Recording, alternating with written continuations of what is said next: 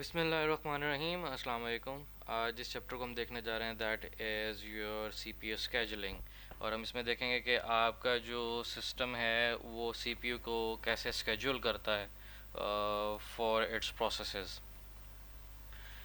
जिन चीज़ों को हम यहाँ पे कवर करेंगे that is your basic concepts जो कि सीपीयू स्केजुलिंग से रेलेवेंट हैं। क्या क्राइटेरिया है जिसकी बेसिस पे स्केड्यूल किया जाता है, स्केजुलिंग के एल्गोरिदम्स कौन से हैं, थ्रेड स्केजुलिंग कैसे की जाती है, मल्टी प्रोसेसर स्केजुलिंग कैसे होती है, और जो आप रियल टाइम स्केजुलिंग है वो किस तरीके से करते हैं। ऑब्जेक्टिव्स में हमारा जो मेन चार ऑब्जेक्टिव्स हैं उनमें एक तो इंट्रोडक्शन है सीपीयू स्केजुलिंग का, एल्गोरिदम्स जो हैं सीपीयू स्केजुलिंग को उनको हम डिस्कस करेंगे। उसके अलावा एवेलुएशन क्राइटेरिया देखेंगे और एग्जामिन करेंगे कि आप जो है स्केजुलिंग एल्गोरिदम को सेवरल ऑपरेटिंग सिस्टम पे कैसे जो है वो और यूज़ होते हैं। तो सबसे पहला तो बेसिक कॉन्सेप्ट है, इसके ऊपर हमने पहले भी बात की है कि आपके पास आपका यूटिलाइजेशन है आपके प्रोसेस की, उसके अंदर दो मेन चीज़ें आती हैं। The one is your CPU burst and the second one is your IO burst.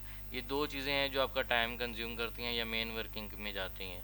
जो सीपीयू बर्स्ट है वो कहलाता है कि जिस टाइम में आपका जो प्रोसेस है वो प्रोसेसर को यूटिलाइज़ कर रहा है या सीपीयू को यूटिलाइज़ कर रहा है। और आयो बर्स्ट वो बर्स्ट होता है जिसके अंदर आपका जो प्रोसेस है वो किसी भी आपकी आयो का वेट कर रहा होता है, उधर से उसने कोई डाटा रिसीव या सेंड करना होता है।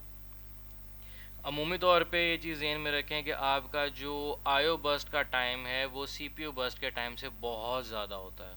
सो दैट मीन्स अगर आप इसको अगर मवाजने में लेके जाएंगे तो आपका मेजॉरिटी ऑफ द टाइम है वो आपके इनपुट और आउटपुट के वेट में या उधर से डाटा लाने और ले जाने में आपका टाइम ज़ाया होता है।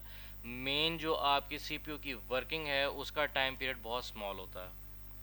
तो अगर आप यहाँ पे देख सकते हैं किसी भी एक प्रोसेस की हिस्टोग्राम, तो आपको नज़र आएगा कि आपको जो है जो आपका सीपीयू का बर्स्ट टाइम है वो अप्रॉक्सीमेटली 2 मिली सेकेंड के अंदर आपको यहाँ पे नज़र आएगी इसकी पीक।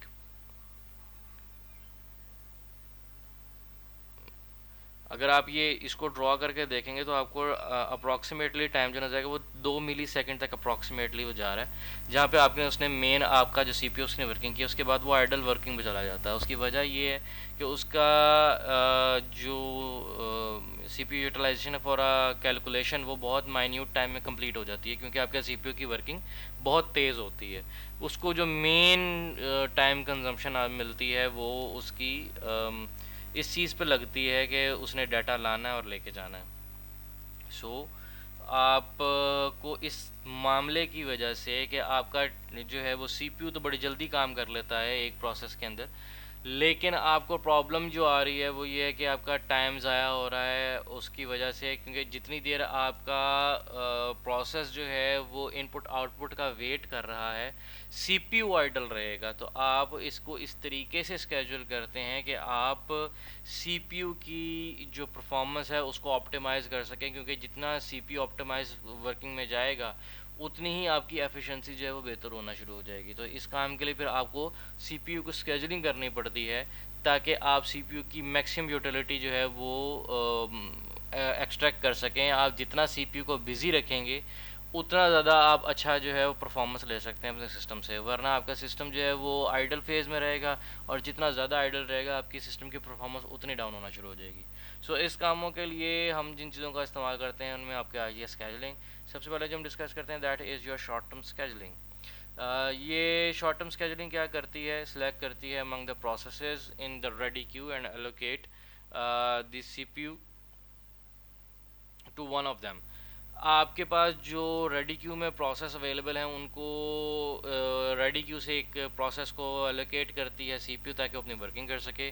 क्यू में be ordered in various ways, इसके मुख्तलिफ तरीक़ेकार हो सकते हैं। सबसे पहले सीपीयू स्केजुलिंग डिसीजंस में take place when a process switch from running to waiting state, switching from running to ready state, switching from waiting to ready state या टर्मिनेट।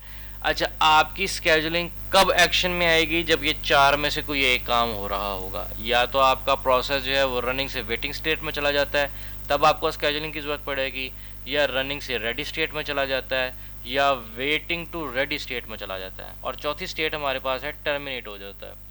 ये चार कंडीशंस ऐसी हैं जिसके अंदर आपका स्केजुलर जो है उसको डिसीजन करना पड़ेगा, और हमने ये इसका पूरा साइकिल देखा था कि आपका पास एक पूरा साइकिल बनता है जिसके अंदर आपका प्रोसेस अराइव करता है, फिर वो रेडी स्टेट में जाता है, रेडी से फिर उसको सीपीयू एलोकेट होता है, और सीपीयू एलोकेशन के बाद उस पर वर्किंग करता है। अगर उसकी वर्किंग कंप्लीट हो जाए तो वो टर्मिनेट कर जाता है, लेकिन अगर उसको वेट करना पड़े तो वो वेटिंग स्टेट में चला जाता है किसी भी आयो का।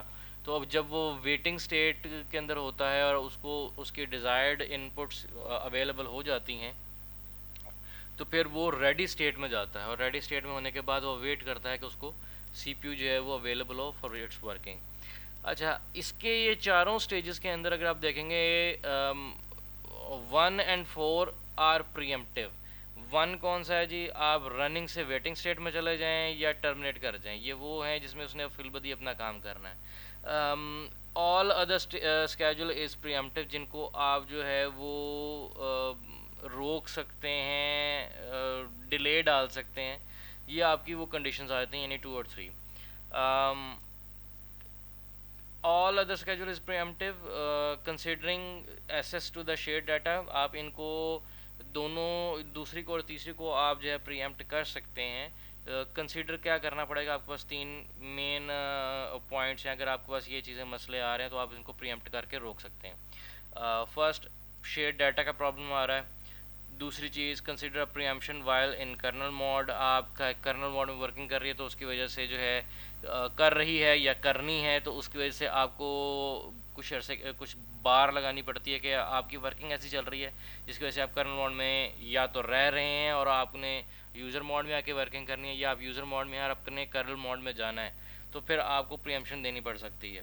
Considering interrupt occurring during a critical operating system activity. आपके पास कोई ऐसी क्रिटिकल एक्टिविटी आ गई है जिसकी वजह से आपको अपनी करंटली वर्किंग प्रोसेस को जो है वो डिले करना पड़ेगा, क्योंकि आपके पास जो इंटरप्ट आया है वो उससे ज़्यादा क्रिटिकल नेचर का है।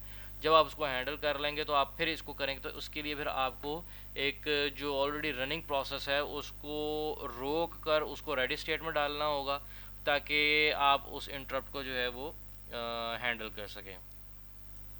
अच्छा, इसके बाद आ जाता है जी हमारे पास डिस्पैचर। डिस्पैचर क्या होता है जी? Dispatcher module gives control of the CPU to the process selected by the short term scheduler.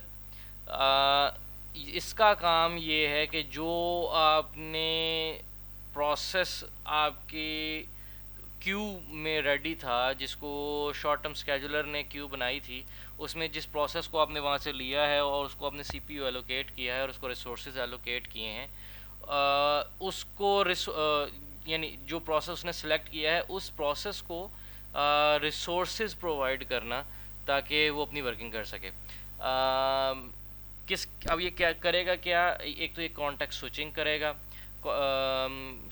Context switching के अंदर ये है कि जो ऑलरेडी प्रोसेस उस पर वर्किंग जिसको पहले एलोकेट हुआ था उससे आपने रिसोर्सेज वापस लेने हैं और इसको आपने वो रिसोर्सेज देने हैं। सो दैट मीन्स रजिस्टर्स जो पहले आपने ऑक्यूपाई किए थे पिछले प्रोसेस ने, उसको वहाँ से वेकेट करके आपने इसको रजिस्टर्स, प्रोसेसर और बाकी कोई और मेमोरी कंटेंशंस हैं उनसे विकेट करके इसको अवेलेबल करना।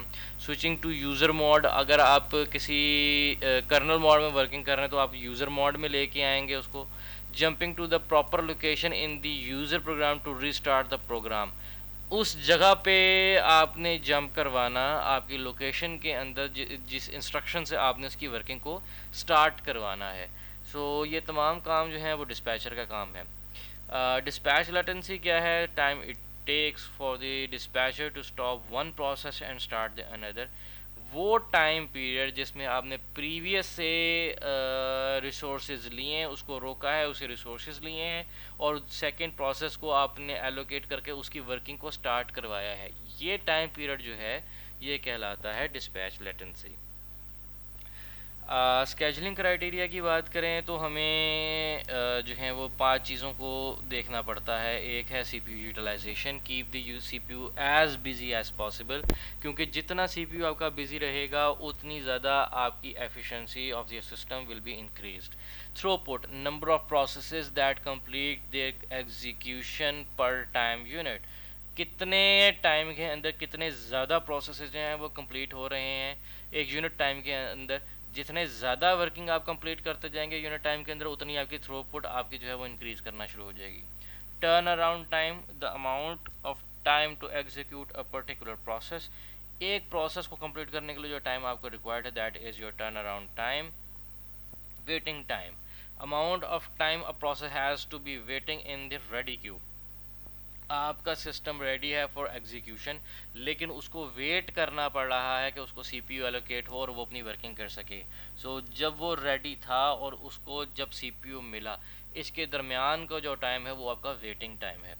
Response time, amount of time it takes from when a request was submitted until the first response is produced, not output for time sharing environment, जब आपने रिक्वेस्ट की है और उसके बाद आपको पहला रिस्पॉन्स आया है आपके सिस्टम को, आपके प्रोसेस ने एक रिक्वेस्ट की है और उसके बाद उसका रिस्पॉन्स जनरेट हुआ है, इस टाइम के इस दोनों इंटरवल्स के दरमियान का जो टाइम है ये आपका रिस्पॉन्स टाइम कहलाएगा। अच्छा, जब भी आप कोई एल्गोरिदम जो है वो स्केजुलिंग के लिए यूज़ करते हैं तो आपने जिस चीज़ का इन क्राइटेरियाज़ के ऊपर अब जो हमने जाना है कि आपने इसको ऑप्टिमाइज़ कैसे करना है, तो उसकी ऑप्टिमाइजेशन ऐसे होगी कि आपकी पहली चीज़ आपकी सीपीयू जो है वो उसकी यूटिलाइजेशन मैक्सिमम हो जाए। किसी भी क्राइटेरिया के सॉरी ऐसे जो भी आप एल्गोरिदम फाइनल कर रहे हैं किसी चीज़ के ऊपर, तो आपने ये चीज़ देखनी है कि आपकी सीपीयू की यूटिलाइजेशन मैक्सिमम हो, थ्रूपुट मैक्सिमम हो जाए, टर्न अराउंड टाइम मिनिमम हो जाए, वेटिंग टाइम मिनिमम हो जाए और रिस्पॉन्स टाइम भी आपको मिनिमम हो। ये 5 चीज़ें जब आपकी ऑप्टिमाइज हो जाएंगी या मैक्सिमम एंड मिनिमम में कन्वर्ट हो जाएंगी, तब आपका जो एल्गोरिदम है वो ऑप्टिमल जो है वो बिहेवियर देना शुरू कर देगा। सबसे पहले हम देखते हैं कि हमारे पास जनरल जो स्केजुलिंग एल्गोरिदम हैं कौन से हैं। The first one is your first come first serve. First come first serve वो एल्गोरिदम है जिसके अंदर जो भी प्रोसेस पहले अराइव करेगा उसको आप जो है रिसोर्सेज एलोकेट करेंगे और एलोकेट करने के बाद वो अपनी वर्किंग को परफॉर्म करेगा। लेट्स से हमारे पास यहाँ पे 3 प्रोसेसेस हैं, प्रोसेस 1, 2 एंड 3। जो टाइम रिक्वायर्ड है प्रोसेस 1 को अपना जो है वो कंप्लीट करने के लिए वो है 24 यूनिट ऑफ टाइम, और P2 को 3 यूनिट ऑफ टाइम चाहिए और P3 को भी 3 यूनिट ऑफ टाइम चाहिए। अगर आप इसको एलोकेट करेंगे सीपीयू को, तो एट टाइम 0 आपने प्रोसेस 1 को जो है वो सीपीयू एलोकेट कर दिया। उसके बाद चूंकि इसका बर्स्ट टाइम 24 है, इसने अपनी वर्किंग को कंप्लीट किया बाय 24। उसके बाद आपका P2 जो है वो वर्किंग में आया है और वो क्योंकि 3 यूनिट का है तो 24 से 27 उसने अपनी वर्किंग की है। 27 से ऑनवर्ड 3 यूनिट जो P3 के थे उसने उसको कंप्लीट किया है। अगर आप वेटिंग टाइम देखेंगे तो प्रोसेस 1 जो है उसको कोई वेट करने की ज़रूरत नहीं पड़ी, क्योंकि जैसे ही वो अराइव किया है एट टाइम 0 उसको जो है वो सीपीयू अवेलेबल हो गया। जैसे ही उसको प्रोसेस 1 को सीपीयू अवेलेबल हुआ है उसने अपनी वर्किंग स्टार्ट कर लिया है। हाँ, P2 को जो है वो 24 यूनिट टाइम का वेट करना पड़ा है, क्योंकि वो आया तो P1 के साथ था लेकिन उसको सीपीयू एलोकेट नहीं हुआ, क्योंकि वो एलोकेशन P1 को हुई हुई थी। और जब उसने अपनी वर्किंग कंप्लीट की है which consist of 24 unit of time, तो 24 यूनिट टाइम के बाद उसको अपना जो है वो अपनी वर्किंग के लिए सीपीयू एलोकेट हुआ है। इसी तरह जब आप P3 की बात करेंगे तो जो है उसको टोटल टाइम तो 3 रिक्वायर्ड था लेकिन उसको सीपीयू एलोकेट 27 यूनिट टाइम के बाद मिला है। तो जब वो उसको 27 यूनिट टाइम्स के बाद मिला है तो उसका वेटिंग टाइम जबकि वो अवेलेबल था उसको जो टाइम जिसके बाद मिला है दैट इज़ योर 27। अगर आप एवरेज इनकी निकालेंगे, टोटल प्रोसेसेस आर 3, तो आप तीनों का वेटिंग टाइम आप ऐड करें और टोटल नंबर ऑफ प्रोसेस पे रख के डिवाइड कर दें तो आपको एक एवरेज वेटिंग टाइम मिलेगा विच is your 17 unit time which is quite large. तो हम इसके देखते हैं कि अगर हम इसकी ऑर्डर को इन्वर्स कर दें, हम सपोज करते हैं कि P1 पहले नहीं आया, P2 और P3 पहले आए और P1 उसके बाद में आया। सो अगर आप सिर्फ इनका ऑर्डर रिवर्स करते हैं तो आप ये देखते हैं कि अगर आप P2 पहले आया है और हमने उसको पहले प्रोसेसर जो है वो एलोकेट कर दिया, तो 0 to 3 आपका P2 चलेगा। 3 के ऊपर जो है आपका चूँकि P2 एंड हो गया है, तो उसके बाद आपका P3 एक्टिव होगा, जो कि 3 से लेके 6 तक चलेगा। 6 के बाद आपका जो 24 यूनिट ऑफ टाइम है ऑफ P1 वो आपका एग्जीक्यूशन में जाएगा और वो अपनी वर्किंग को कंप्लीट करेगा। So in that case waiting time of P1 will be 6, क्योंकि 6 पे जाके आपका जो है वो स्टार्ट हो रहा है P1, जबकि अराइवल ऑफ जो ऑर्डर था प्रोसेसेस का, यानी तीनों प्रोसेस जो थे वो रेडी हमारे पास जो हैं वो एलोकेशन से पहले मेरे पास अवेलेबल थे, लेकिन चूंकि P2 पहले आया हुआ था तो और P3 उसके बाद आया था और P1 जो है वो क्यू के अंदर जो है वो उसके बाद मौजूद था, तो इसलिए P1 को 6 यूनिट टाइम का वेट करना पड़ा, P2 को कोई यूनिट टाइम का वेट नहीं करना पड़ा, P3 को जो है वो 3 यूनिट टाइम का वेट करना पड़ा। सो इस तरीके से अगर आप इसका एवरेज यूनिट टाइम निकालेंगे तो आपके पास जो एवरेज वेटिंग टाइम आएगा दैट विल बी 3, जो कि अगर आप प्रीवियस कंडीशन से चेक करें तो वहाँ पे हमारे पास 17 था, यहाँ पे 3 आ गया। सो अगर आप यहाँ पे देखेंगे अगर सिर्फ आपने उसका जो है वो ऑर्डर आगे पीछे किया है, उसकी वजह से आपका वेटिंग टाइम कितना कम हो गया। अच्छा, इस चीज़ को आप कॉन्वॉय इफ़ेक्ट करते हैं, और कॉन्वॉय इफ़ेक्ट क्या है कि आपके जो छोटे प्रोसेसेस हैं अगर वो लॉन्ग प्रोसेस के पीछे लग जाएं, तो चूँकि वो छोटे यूनिट्स हैं उनको छोटा टाइम रिक्वायर्ड है, लेकिन जो इस वक्त मेन वर्किंग में आ गया है वो बड़ा प्रोसेस है, तो वो उसकी वजह से वो पिछले वाला भी जो है वो अपनी वर्किंग को कंप्लीट नहीं कर पा रहा होता। So this is known as your convoy effect. इसकी एक मिसाल उन्होंने दी हुई है कि जी अगर आपका एक CPU बाउंड प्रोसेस है, लेकिन वो CPU बाउंड प्रोसेस जो है वो पीछे है बहुत सारे IO बाउंड प्रोसेसेस के।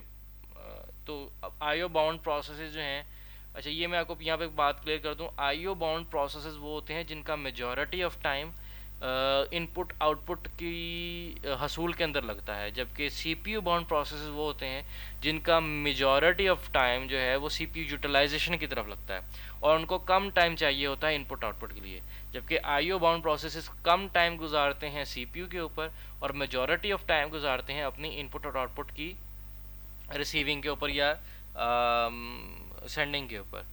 सो अगर आपका पहले नंबर पे प्रोसेस एक IO बाउंड लग गया और उसके, तो डेफिनेटली वो उसने CPU यूटिलाइजेशन तो कम करनी है, उसने वेटिंग में टाइम ज़्यादा गुजारना है। सो अगर वो आपका पहले लग गया और आपका CPU बाउंड प्रोसेस उसके पीछे आ रहे हैं, तो जिन्होंने मेन वर्किंग करनी थी CPU के ऊपर, अब वो वेटिंग की वजह से उनका टेन्योर जो है वो बढ़ जाएगा, क्योंकि फ्रंट के ऊपर जो है वो IO बाउंड प्रोसेस मौजूद है। सो आपके पास इसका एक कंट्रास्ट में जो स्केजुलिंग एल्गोरिदम मौजूद है, that is your shortest job first, जिसकी जॉब का साइज़ कम है आप उसको पहले एलोकेट करते हैं ताकि वो अपनी वर्किंग को जल्दी कंप्लीट कर सके। लेट्स सपोज कि आपके पास 4 प्रोसेसेस हैं P1 2 3 एंड 4 और उनका बस टाइम जो है वो है 6 8 7 एंड 3। तो अगर आप इन चारों में देखेंगे तो आपको जो P4 है वो नज़र आएगा कि उसका टाइम सबसे कम है 3, और उसके बाद अगर आप देखेंगे तो 6 देन 7 देन 8। तो आप यहाँ पे देख सकते हैं कि सबसे पहले आपने P4 को जो है, यानी आप इसको पहले 1 दे देंगे, फिर आप 2 3 एंड 4 नंबर दे सकते हैं, यानी पहले नंबर पे आपका P4 एग्जीक्यूट करेगा, फिर P1 एग्जीक्यूट करेगा, उसके बाद P3 एग्जीक्यूट करेगा और उसके बाद आपका P2 एग्जीक्यूट करेगा। सो इन दैट केस आप देख सकते हैं कि सबसे पहले आपका P4 जो है उसने 3 यूनिट चलना था, तो आपने 0 to 3 P4 को एग्जीक्यूट किया। जब वो एग्जीक्यूट हो गया एट टाइम 3, आपका जो प्रोसेसर है वो एलोकेट हो जाएगा P1 को, और P1 चूँकि 6 यूनिट ऑफ टाइम यूज़ करेगा तो 3 + 6 = 9, तो 9 के ऊपर जाके आपका जो है वो अगले प्रोसेस को हैंड ओवर होगा आपका CPU, which is your P3 process. इस तरह जब आप इसका एवरेज टाइम निकालेंगे तो तमाम का टाइम वेटिंग टाइम निकालें, और उसको आप डिवाइड करते हैं टोटल नंबर ऑफ प्रोसेसेस के ऊपर, तो आपके पास जो एवरेज वेटिंग टाइम आ जाएगा दैट विल बी 7। लेकिन इसके साथ आपको एक प्रॉब्लम ये आ सकती है कि अगर यहाँ पे जो है with the passage of time आपके पास प्रोसेसेस ऐड होना शुरू हो जाते हैं और आपके पास और जिनका टाइम पीरियड बस टाइम छोटा है, तो जिसका बस टाइम ज़्यादा है फिर वो वेटिंग में ही रहना शुरू कर देगा, तो उसकी वजह से भी प्रॉब्लम आ सकती है। सो और दूसरी मेन प्रॉब्लम ये है कि आपने इनका सीपीयू बस टाइम निकालना किस तरीके से, कि किसको कितना टाइम चाहिए। तो ये एक बेसिकली एक प्रॉब्लम है, लेकिन इसका एक जो एक आप कह लें हम प्रिडिक्ट कर सकते हैं कि एवरेज क्या टाइम होगा। तो उसके लिए एक जो फार्मूला यूज़ किया जाता है that is tau n is equal to 1 is equal to alpha t n plus 1 minus alpha tau n. Tn is the basically actual length of nth CPU burst, जो कि आपकी nth burst का जो time था आपने उसको consider किया है, बल्कि and T tau n plus 1 is basically the time of your next predicted value, जो नेक्स्ट आपका जो प्रोसेस आ रहा है उसके लिए जो आप प्रिडिक्ट कर रहे हैं कि उसको कितना सीपीयू टाइम होगा, तो इसकी प्रोडिक्शन वैल्यू आप किस तरह निकाल सकते हैं। सॉरी, ये टॉ एन इज इक्वल टू 1 लिखा गया है, ये यहाँ पे 10 इज एन प्लस 1 है कि ये प्रिडिक्ट करा है कि नेक्स्ट वन का क्या है। वेयर एज अल्फ़ा की जो वैल्यू है वो हम 0 to 1 के अंदर जो है वो सेट करते हैं, कॉमनली वो हाफ पे सेट की जाती है। Pre-emptive version called short remaining time first. अगर आप उसको प्रीएम्प्टिव कर देते हैं, यानी आप खुद से उसको जो है वो रोकने की कैपेसिटी रखते हैं, तो फिर आपका शॉर्टेस्ट रिमेनिंग टाइम फर्स्ट बन जाएगा, यानी जिसका टाइम कम है आप उसको एलोकेट करना शुरू कर दें। अब यहाँ पे आप देख सकते हैं कि अगर आपका गेस टाइम पीरियड जो है वो और आपका एक्चुअल टाइम पीरियड जो है वो अप्रॉक्सीमेटली को साथ साथ चल रहा है, तो आप यहाँ पे predicted value approximate near about करते हैं, यानी उसकी जो ओरिजिनल वैल्यू है वो उसको चेज़ करेगा, अप्रॉक्सीमेट करता है कि आपकी जो सीपीयू का बर्स्ट टाइम था और आपका जो गैस है वो नियर अबाउट में आपके उसके चलेगा। सो अगर आप अल्फ़ा की वैल्यू ज़ीरो कर देते हैं तो आप रीसेंट हिस्ट्री ले रहे होंगे, यानी जितने का पिछली वैल्यू थी वही आपने नेक्स्ट को असाइन कर दी। लेकिन जब आप टॉस इक्वल टू 1 कर देते हैं देन आपकी जो वैल्यू है वो बन जाएगी alpha t n only the actual last CPU burst count. जो लास्ट काउंट है वो उसको सिर्फ वो ले रहा होगा। बाकी इसको एक्सपैंड करते जाएं तो आपका जो है वो एक सीरीज़ बन जाती है, लेकिन डेफिनेटली जितना आप उसको एक्सपैंड करते जाएंगे जो आपके एंडिंग फैक्टर्स हैं वो उनका इफ़ेक्ट बहुत कम होता है। आपका जो मेन वाली का मेन फर्स्ट टर्म आती है, सबसे मेजर इफ़ेक्ट उस टर्म का जो है वो काउंट होता है, जो आप इसके बाद प्लस करते हुए सीरीज़ को डालते हैं तो आपके पास जो मेजर जो इफ़ेक्ट है उन रिमेनिंग टर्म्स का वो बहुत माइन्यूट अमाउंट में जाता है, इस वजह से हम उसको जो है वो नेग्लेक्ट कर देते हैं और हम फर्स्ट मेन टर्म को ही यूज़ करते हैं यहाँ पे। अच्छा, अब हम यहाँ पे बात करने जा रहे हैं शॉर्टेस्ट रिमेनिंग टाइम फर्स्ट।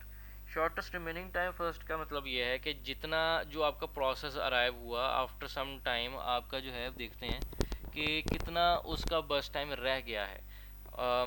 जब उसका जितना टाइम रह गया उसमें से जो शॉर्टेस्ट होगा हम उसको यूज़ करेंगे। लेट्स से हमारे पास 4 प्रोसेसेस हैं P1, 2, 3 एंड 4, और उनका अराइवल टाइम है हमारे पास कि वो कितने टाइम पे हमारे पास जो है वो अवेलेबल हुए हैं।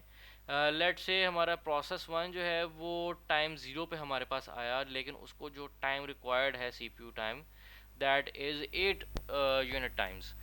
और हमने जब चूँकि हमारे पास टाइम 0 पे और कोई प्रोसेस अवेलेबल नहीं है, प्रोसेस 0 ही अवेलेबल है, तो सॉरी प्रोसेस 1 ही अवेलेबल है, तो हम इसको एग्जीक्यूशन की तरफ ले जाएंगे। सो आपने P1 को एग्जीक्यूशन में लेके आ गए, लेकिन after 1 unit of time at 1 आपके पास जो है वो P2 भी है, अराइव हो जाता है। अब अगर आप यहाँ पे देखेंगे तो एट दिस टाइम आपके पास जो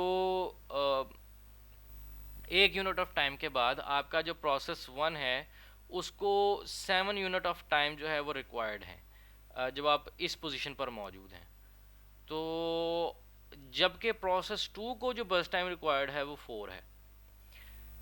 आपने जिस तरह टाइम गुजरता जाएगा बस टाइम का भी क्वांटिटी उसी तरह निगेट होता जाएगा, यानी उसका नेगेटिव काउंटर जो चलना शुरू हो जाता है। सो दैट मीन्स जो आपका प्रोसेस 1 0 पे आया था, आफ्टर 1 यूनिट ऑफ टाइम उसका एक 1 यूनिट ऑफ टाइम जो है वो कम हो गया है। सो आप 8 से 7 पर आ गए, लेकिन उस 1 मिनट के ऊपर जब आप 1 के ऊपर जब आप आए हैं तो आपके पास एक और प्रोसेस जो है वो अराइव हो चुका है in your processing Q, ready queue.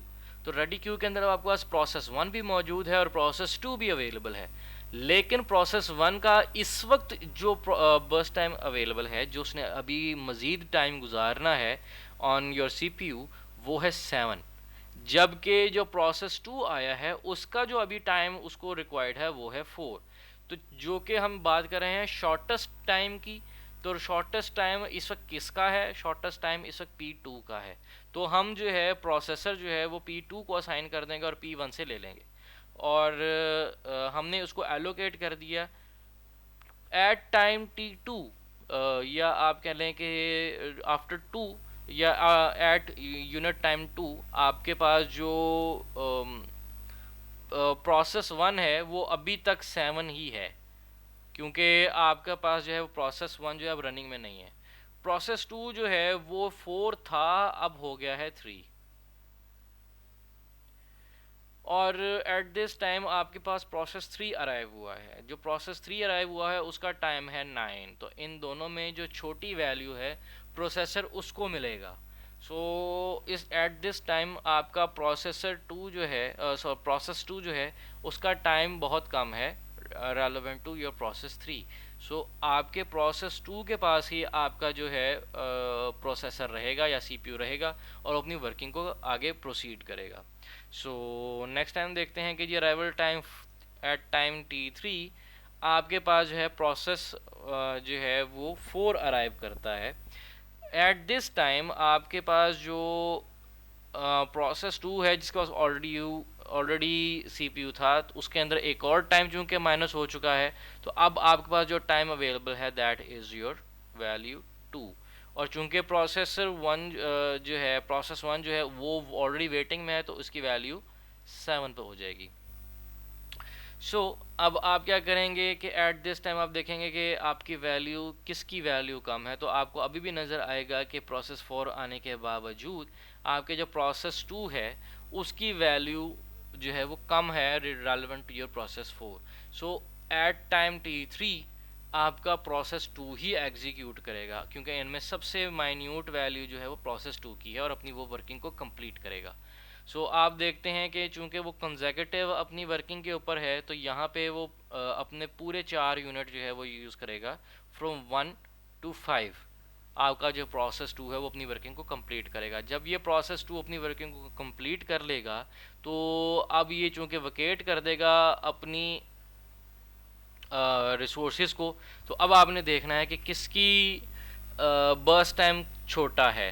Process 1 के लिए जो अभी आपको मज़ीद टाइम रिक्वायर्ड है that is your 7 units, P3 के लिए आपको 9 यूनिट्स और P4 के लिए आपको जो है वो 5 यूनिट रिक्वायर्ड हैं। चूँकि इन तीनों के अंदर सबसे छोटी वैल्यू जो है वो P4 की है, तो आप 5 यूनिट के लिए जो है वो एलोकेट कर देंगे प्रोसेस 4 को। आपने प्रोसेस 4 को 4 यूनिट के लिए एलोकेट कर दिया है, क्योंकि इसके बाद कोई मज़ीद प्रोसेस जो है वो आपकी क्यू के अंदर अराइव नहीं हुआ, इसलिए आपको किसी और चीज़ को देखने की ज़रूरत नहीं है। आपने 5 यूनिट एलोकेट किए, 5 to 10 अपने प्रोसेस 4 ने अपनी वर्किंग को कंप्लीट किया।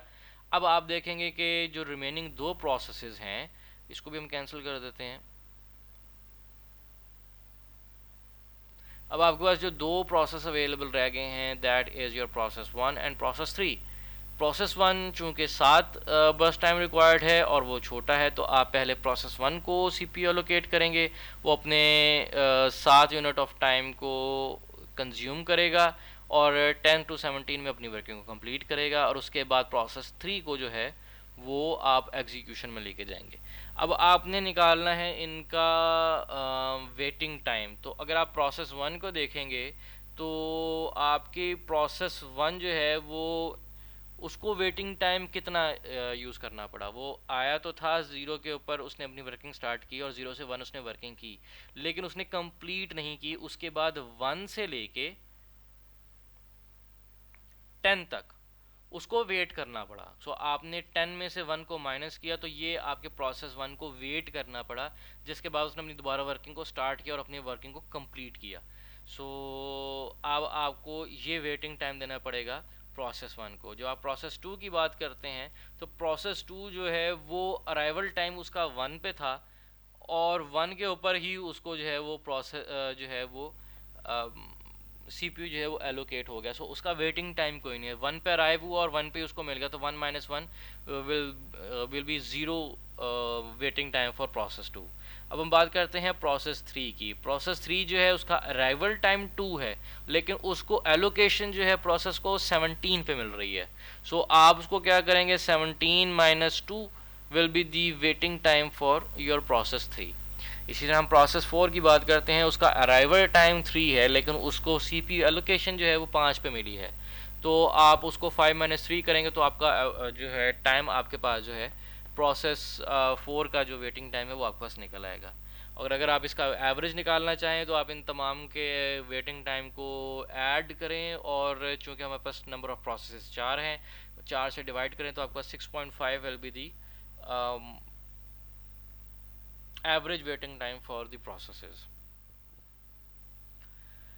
अच्छा, इसके बाद जो आपके पास आ जाती है that is your priority scheduling. Priority scheduling ये है कि आपने हर प्रोसेस के लिए एक ख़ास नंबर असाइन किया हुआ है कि अगर ये प्रायोरिटी प्रोसेस आपके पास आता है तो आपने उसको पहले एंटरटेन करना है।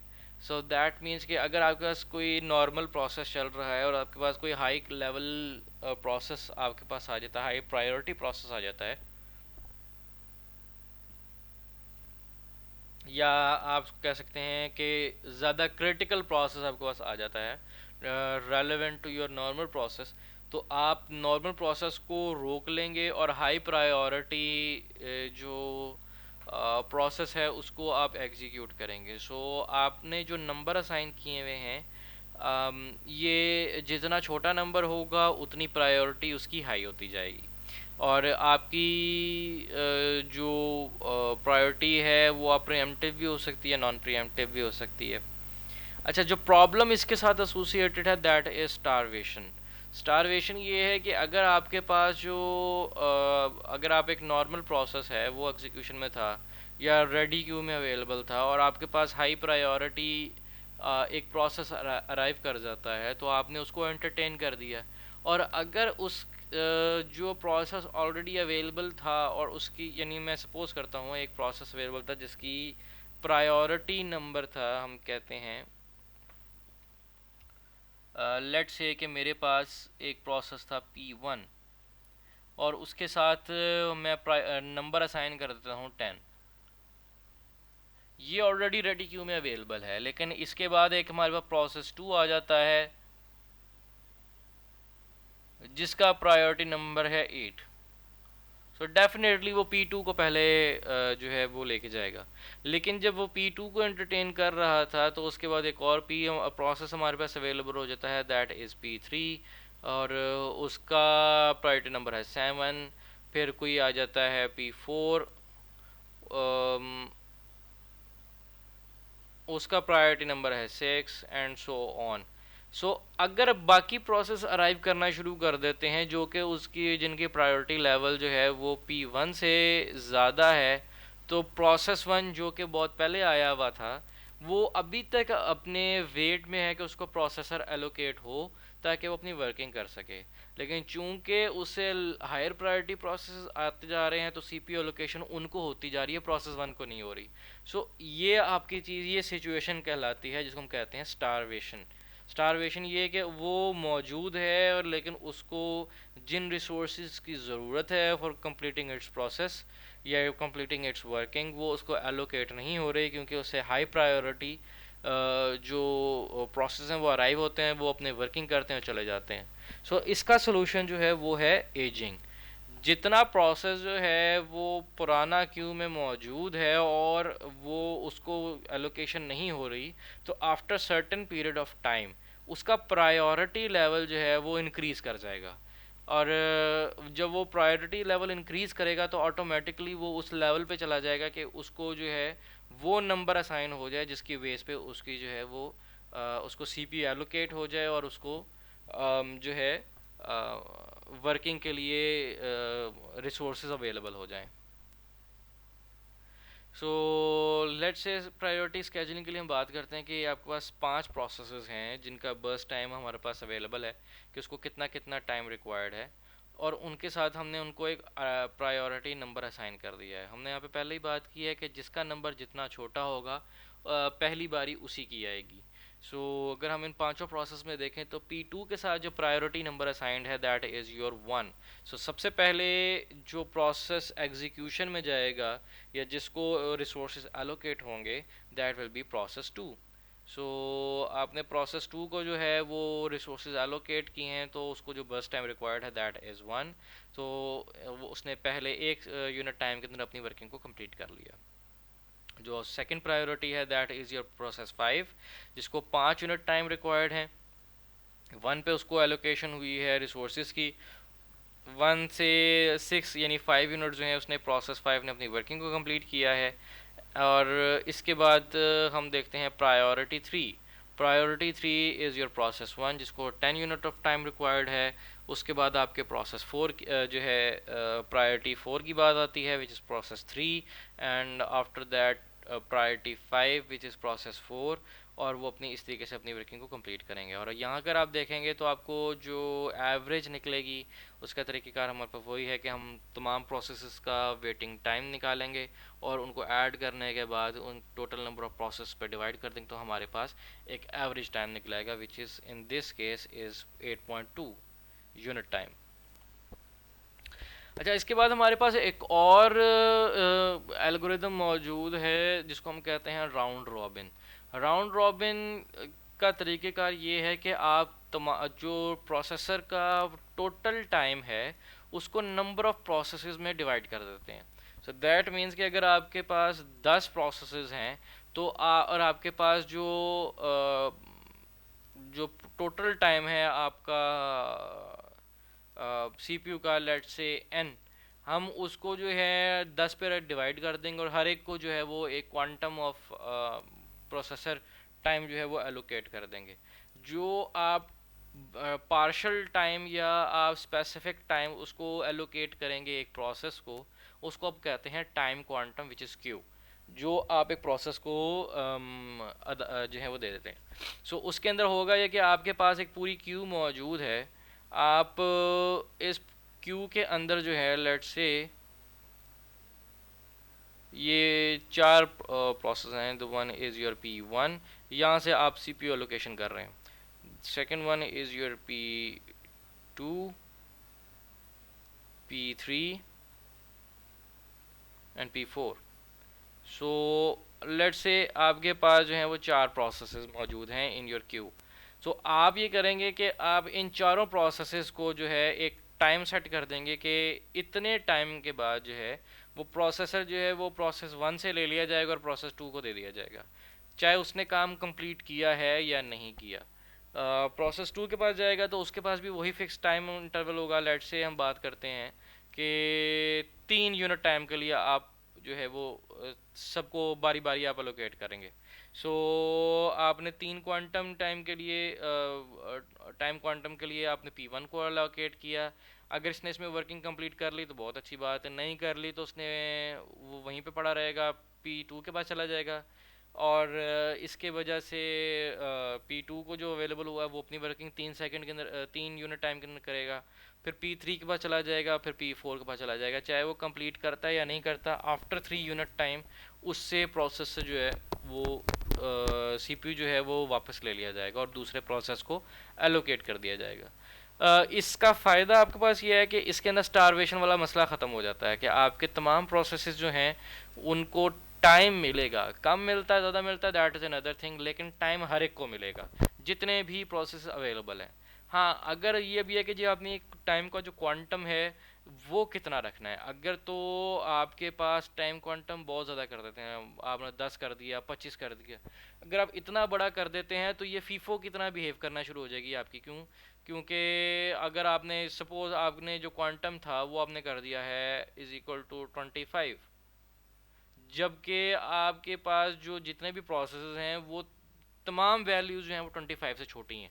तो अगर वो तमाम वैल्यू 25 से छोटी हैं तो वो पहले P1 कंप्लीट करेगा, फिर P2 कंप्लीट करेगा, फिर P3 कंप्लीट करेगा और फिर P4 को कंप्लीट करेगा, which is a behaviour of your FIFO, first in first out. लेकिन अगर आपका क्वांटम टाइम छोटा है तो फिर उसके अंदर राउंड रॉबिन का बिहेवियर आना शुरू होगा। लेकिन अगर आपका क्यू बहुत ज़्यादा स्मॉल है तो उसकी वजह से आपके पास जो है वो ओवरहेड इंक्रीज कर जाएगा और वर्किंग जो है वो ज़ीरो होना शुरू हो जाएगी। उसकी वजह यह है कि आपके पास जो टाइम एलोकेशन है उसके अंदर आपकी कॉन्टेक्स्ट स्विचिंग भी होनी है। कॉन्टेक्स्ट स्विचिंग यह है कि आपने प्रोसेस 1 से प्रोसेसर लिया है और प्रोसेस 2 को जो है वो आपने CPU एंड रिसोर्सेज एलोकेट किए हैं। सो ये जो टाइम है ये आपका कहलाता है कॉन्टेक्स्ट स्विचिंग। जब इसने भी बीच में आना है और आपका क्यू इतना छोटा है कि वो कॉन्टेक्स्ट स्विचिंग को करते करते में ही कंप्लीट हो जाता है, तो फिर प्रॉब्लम ये होगी कि आपकी जो कॉन्टेक्स्ट स्विचिंग के अंदर इसका जब टाइम कंप्लीट हो रहा है तो वो यूज़फुल वर्किंग में अपनी वर्किंग को कंप्लीट नहीं करेगा, बल्कि सिर्फ कॉन्टेक्स्ट स्विचिंग कर रहा होगा। तो उसकी वजह से आपकी ऑप्टिमाइजेशन बढ़ने के बजाय आपके पास जो है आपने स्टारवेशन से तो बचा लिया लेकिन आपने ऑप्टिमाइजेशन ज़ीरो करना शुरू कर दिया उसकी। सो लेट्स से कि आपके पास ये 4 प्रोसेसेस अवेलेबल होते हैं। The one process 1 is of 24 time and P2 is of 3 unit time and process 3 is of 3 unit time. जो आपने टाइम क्वांटम सेट किया हुआ है that is your time quantum of 4।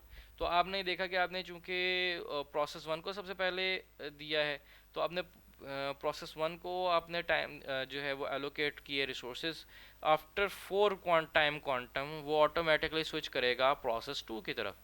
चूंकि टाइम क्वांटम जो है वो 4 है और प्रोसेस 2 जो है उसका टाइम छोटा है, तो वो चूंकि 3 यूनिट के टाइम के अंदर ही अपनी वर्किंग को कंप्लीट कर लेगा, तो 3 के ऊपर जो है वो प्रोसेस जो है प्रोसेसर के या CPU रिसोर्सेज जो हैं वो P3 को एलोकेट हो जाएंगे और आपका काउंटर दोबारा ज़ीरो से स्टार्ट होगा for your 4 time quantum. Same goes for P3, उसका भी चूंकि टाइम कम है और 4 से चूंकि 3 वैल्यू छोटी है तो P3 भी बिफोर टाइम जो है अपनी वर्किंग को कंप्लीट कर लेगा। सो एट यूनिट टाइम T10 आपके पास जो है वो प्रोसेस 3 भी जो है वो एंड हो चुका होगा। सो आपका इस टाइम पे ना P3 अवेलेबल है ना P2 अवेलेबल है। अब आपके पास सिर्फ जो अवेलेबल है दैट इज़ योर P1।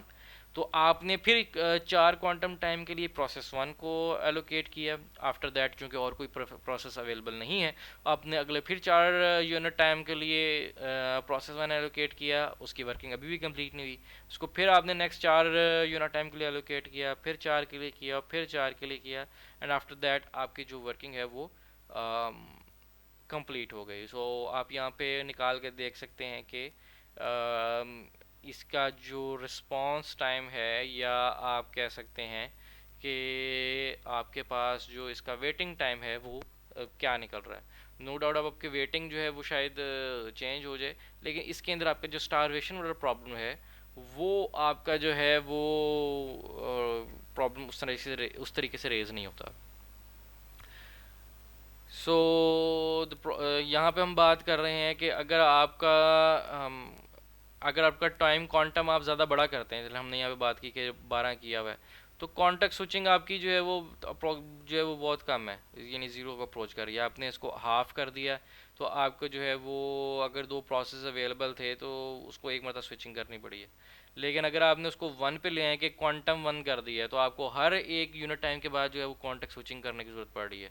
उसकी वजह कि आपके जो प्रोसेस टाइम है वो 12 है। लेट्स सपोज अगर 12 का टाइम है और आपका क्वांटम 10 का है, तो विदाउट स्विचिंग आप जो है उसकी वर्किंग जो है वो कंप्लीट कर सकते हैं। लेकिन अगर आप उसको आधे पे ले आते हैं तो चूंकि ये टाइम जो है वो 10 से छोटा है, तो आपको कॉन्टेक्स्ट स्विचिंग करनी पड़ेगी। और अगर आप उसको 1 पे लेके आते हैं, तो आपको हर एक क्वांटम टाइम के बाद जो है, या हर एक यूनिट टाइम के बाद जो है, वो आपको कॉन्टेक्स्ट स्विचिंग करनी पड़ेगी। सो दैट मीन्स आपको 9 मरतबा मजीद जो है वो कॉन्टेक्स्ट स्विचिंग करनी पड़ेगी to complete your single process. So ये एक आपको एक तरीके का बताया गया कि आपका 4 प्रोसेस मौजूद हैं, लेट्स से P1 2 3 एंड 4, जिनका टाइम हमारे पास ये है।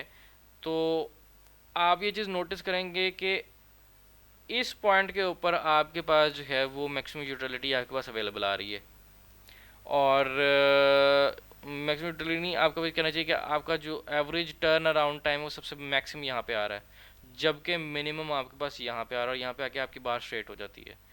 तो तरीक़ेकार ये है कि आप जब आपने क्वांटम टाइम डिसाइड करना है, तो उसका तरीक़ेकार ये है कि आप ये कोशिश करते हैं कि 80% जो आपके CPU बर्स्ट हैं should be shorter than your Q. अगर 80% आपके जो बर्स्ट हैं वो क्यू से छोटे होंगे, तो वो वर्किंग अच्छी परफॉर्म करेगा। अगर वो बड़े होंगे तो कॉन्टेक्स्ट स्विचिंग बहुत ज़्यादा होगी। तो जितने छोटे प्रोसेस हैं वो एक ही स्विचिंग के अंदर जो है वो कंप्लीट हो जाएं, और जो लार्ज प्रोसेस हैं उनको टाइम भी मिलता जाएगा और वो अपनी वर्किंग को भी कंप्लीट करते जाएंगे। जब हम मल्टी लेवल क्यू की यहाँ पे बात करते हैं, मल्टी लेवल क्यू ये है कि आप अपनी क्यू के जो हैं वो लेवल्स जो हैं वो बनाना शुरू कर देते हैं, उससे आपकी वर्किंग जो है वो थोड़ी सी बेहतर परफॉर्मेंस में आ जाती है। तो रेडी क्यू को आप पार्टीशन कर देते हैं सेपरेट के अंदर। The one is your foreground, जिसको आप इंटरेक्टिव भी कह सकते हैं। और दूसरे आपके पास आ जाती है बैकग्राउंड, जो कि बैच होती है। मुख्तलिफ आपकी इंस्ट्रक्शंस जो हैं वो जो है 1 बाय 1 चल रही होती हैं, लेकिन वो आपको विजिबल नहीं होती हैं एट द बैक एंड, वो अपनी वर्किंग को कंप्लीट कर रही हैं। सो अब आपका चूँकि मल्टीपल क्यूज़ बन गई हैं, तो आप हर क्यू के लिए एक अलहदा जो एल्गोरिदम है वो आप डिज़ाइन करके यूज़ कर सकते हैं। सो लेट्स से कि आपके पास ये चूँकि दो हैं, 2 लेवल क्यू है, तो आपने ये 2 लेवल तो नहीं कहना चाहिए, 2 सेपरेट क्यूज़ हैं। तो अगर आप फोरग्राउंड की बात करें, तो आपने सपोज़ आपने फोरग्राउंड के लिए राउंड रॉबिन लगा लिया है, और बैकग्राउंड के लिए FCFS लगा लिया या फीफो लगा लिया है। तो आप दोनों के लिए अलग अलग एल्गोरिदम जो है वो स्केड्यूल कर सकते हैं कि जो उसके अंदर प्रोसेस आएगा वो उस तरीके से हैंडल हो, जो यहाँ पे आ रहा है वो यहाँ पे हैंडल हो। तो scheduling must be done in queues. आपको डेफिनेटली क्यूज़ के अंदर आपको स्केजिंग तो लगानी पड़ेगी। क्या चीज़ें हो सकती हैं जी आपके पास जो है, लेट्स से कि जी fixed priority scheduling serves all the foreground then from background. आप पॉसिबिलिटी ऑफ स्टारवेशन, अगर आप ये काम करते हैं कि जी पहले आप प्रायोरिटी स्केजुलिंग कर लेते हैं कि जी पहले फोरग्राउंड वाली जो भी, यानी जो जिसको हम इंटरेक्ट कर रहे हैं, पहले वो अपनी फुलफ़िल करें, और उसके बाद वर्किंग जो है वो बैकग्राउंड की है, तो उसके अंदर स्टारवेशन का प्रॉब्लम क्रिएट हो सकता है। टाइम स्लाइसिंग कर लें कि आप हर एक को जो है वो टाइम स्लाइस देते जाएं और वो अपनी वर्किंग को कंप्लीट कर ले। तो ये भी पॉसिबिलिटी है कि आप 80% टाइम जो है वो राउंड रॉबिन को दे के तो फोरग्राउंड को करा लें, और 20% टाइम जो है वो आप बैकग्राउंड को अप्लाई करते हैं। तो आपके पास जो CPU का 20% टाइम है वो बैकग्राउंड को मिल जाएगा, 80% जो है वो आपके फोरग्राउंड को मिल जाएगा।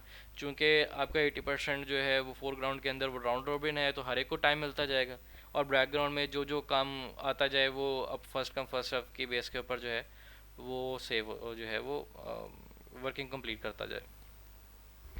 अच्छा, प्रायोरिटी लेवल की हम बात करते हैं, तो हमारे पास जो मल्टी लेवल क्यूज़ की बात करें, तो हमारे पास मल्टीपल क्यूज़ बन सकती हैं based on your highest priority. जौन सी आपके पास प्रोसेस अराइव कर रहा है, वो जिस प्रोसेस जिस कैटेगरी में फॉल करता होगा, वो उस क्यू के अंदर जाके जो है वो रिज़ाइड करेगा। लेट्स से कि अगर कोई सिस्टम प्रोसेस आया है, तो वो सिस्टम प्रोसेस की क्यू में जाएगा। अगर कोई इंटरेक्टिव प्रोसेस है तो वो इंटरेक्टिव की क्यू में जाएगा। अगर कोई बैच प्रोसेस है तो वो बैच की क्यू में जाएगा, और उस तरीके से वो यहाँ पे आगे हैंडल होता जाएगा, उसको CPU एलोकेट होता जाएगा। इन क्यूज़ की आपने जो है वो प्रायोरिटी लेवल आपने डिफाइन कर दिए हैं कि आपका हाईएस्ट प्रायोरिटी लेवल जो है वो सिस्टम क्यू है। सिस्टम क्यू के अंदर सिस्टम क्रिटिकल प्रोसेस अवेलेबल होंगे, तो यहाँ पे जो जो आते जाएंगे उनको वो हैंडल करता जाएगा। और जिस तरह आपके बैच यानी जो है बैकग्राउंड प्रोसेसेस आते हैं, तो वो बैकग्राउंड के अंदर वो डील होंगे। हर लेवल की, चूँकि हर जो प्रोसेस क्यू है उसकी एक स्पेशल लेवल और प्रायोरिटी लेवल असाइंड है, तो जिसके अंदर जो है हाईएस्ट प्रायोरिटी के अंदर अगर एक प्रोसेस आता है तो पहले उसको डील करेगा और उसके बाद वो नीचे वाली प्रोसेस क्यू को जो है वो डील करेगा। Multi level feedback queue, multi level feedback queue भी एक तरीक़ेकार मौजूद है जिसके अंदर आप ये करते हैं कि आप अपनी एक क्यू जो है उसको आप जो है मल्टीपल लेवल्स के अंदर डिक्लेयर जो है वो डिवाइड कर देते हैं। लेट से आपने एक जो है प्रोसेस अराइव हुआ है in your level, in your Q one, तो जब वो उसके अंदर आएगा, अगर वो Q1 के अंदर अपनी वर्किंग को कंप्लीट नहीं कर पाया तो आपने उसके ऊपर जो भी एल्गोरिथम लगाया था जिसके थ्रू उसको एंटरटेन होना चाहिए था, अपनी वर्किंग कंप्लीट करके चला जाना चाहिए था, अगर वो उसकी वजह से कुछ ऐसी प्रॉब्लम्स आ रही हैं कि वो नहीं कंप्लीट कर पा रहा, उसको रिसोर्सेज उस तरीके से नहीं मिल पा रहे, तो फिर वो अपनी जो है उसकी एलोकेशन के तरीक़ेकार बदल जाएंगे। आप उसको किसी और लेवल के अंदर आप जो है वो इंडक्ट कर देंगे। अगर वहाँ पे भी वो सेटिस्फाई नहीं हो रहा तो फिर आपने अगर कोई तीसरा लेवल डिफाइन किया हुआ है तो आप वहाँ पे उसको भेज सकते हैं। सो आपने मल्टीपल तरीक़ेकार हैं। इसका फ़ायदा आपको क्या होगा, आपके पास नंबर ऑफ़ क्यूज़ एक तो बढ़ जाएंगी। स्केजुलिंग एल्गोरिथम आप हर क्यू के ऊपर एक अलग लगा सकते हैं। Method use to determine when to upgrade the process, ये आपको डिफाइन करना होगा कि किस वजह से आप उसको from one level to another आप उसको जो है वो सेंड कर रहे हैं। नंबर 2, कब आप उसको प्रोमोट या कब आप उसको डिमोट करेंगे from one queue to another. that will enter a method used to determine which queue a process will enter when a process need to service। आपको कौन से में उसको एंटर करवाना है जब आपने उसकी नीड्स को समझना है, आपने प्रोसेस को क्यू में एंटर करवाने से पहले। यहाँ पे हम बात करते हैं कि लेट्स से कि हमारे पास जो है वो एक मल्टी लेवल फीडबैक क्यू है। इसके अंदर हमारे पास 3 लेवल्स हैं। आपका जो प्रोसेस इंडक्ट होता है that is from this point. सबसे पहले वो क्वांटम 8 वाली प्रोसेस क्यू में एंटर होता है, और यहाँ पे जो आपने उसके ऊपर अप्लाई की हुई है algorithm that is your round robin. Round robin यानी जितने भी प्रोसेस के अंदर अवेलेबल उनको 8 का क्वांटम मिलेगा, और उसके अंदर वो अपनी वर्किंग कंप्लीट करेगा। लेट्स से कि आपका प्रोसेस जो है वो इस 8 के क्वांटम में अपनी वर्किंग को कंप्लीट नहीं कर पा रहा, तो फिर आप क्या करेंगे, उसको प्रोमोट कर देंगे इनटू योर नेक्स्ट क्यू जिसका क्वांटम 16 है। अब यहाँ पे आपका टाइम लाइन जो है वो यानी टाइम एलोकेशन फॉर सीपीयू है उसने आपको डबल कर दिया। लेट्स सी कि अगर वो टाइम क्वांटम यहाँ पे भी वो अपनी वर्किंग नहीं कंप्लीट कर पाता, उसको मज़ीद टाइम रिक्वायर्ड है, और तो आप उसको प्रोमोट कर सकते हैं in your next queue which is your first come first serve. तो यानी इसमें जो भी आएगा वो फर्स्ट कम, जो आगे है उसको टाइम पूरा मिले, वो अपनी वर्किंग कंप्लीट करे, उसके बाद वो जो है अपनी वर्किंग कंप्लीट करके बाहर जो है वो आउटपुट जनरेट करके निकल जाए, टर्मिनेट कर दे। सो ये आपकी मल्टीपल लेवल क्यूज़ मौजूद हैं कि आप सबसे पहले आप Q1 में उसको इंडक्ट करते हैं, अब वो कंप्लीट कर लेता है तो अपनी वर्किंग कंप्लीट करके वो चला जाए। अगर नहीं कर पा रहा तो आप उसको प्रोमोट कर देते हैं in your Q1 which is of quantum 16। यहाँ पे वो कंप्लीट करता है तो चला जाए, नहीं कर पाता तो फिर हम उसको जो है वो प्रोमोट कर देते हैं FCFS के अंदर, जहाँ पे वो अपनी वर्किंग को कंप्लीट करेगा on your first come first serve basis, ताकि उसको जो है अब जो भी टाइम्स को रिक्वायर्ड है वो कंप्लीट करे और सर्व करके चला जाए यहाँ से। यहाँ पे हम जो है वो पार्ट 1 जो है इस CPU स्केजुलिंग का ख़त्म करते हैं। इंशाल्लाह नेक्स्ट हाफ जो है हम स्टार्ट करेंगे विद थ्रेड स्केजुलिंग और वहाँ से हम इंशाल्लाह इसको कंटिन्यू करेंगे। तब तक के लिए अल्लाह हाफिज़।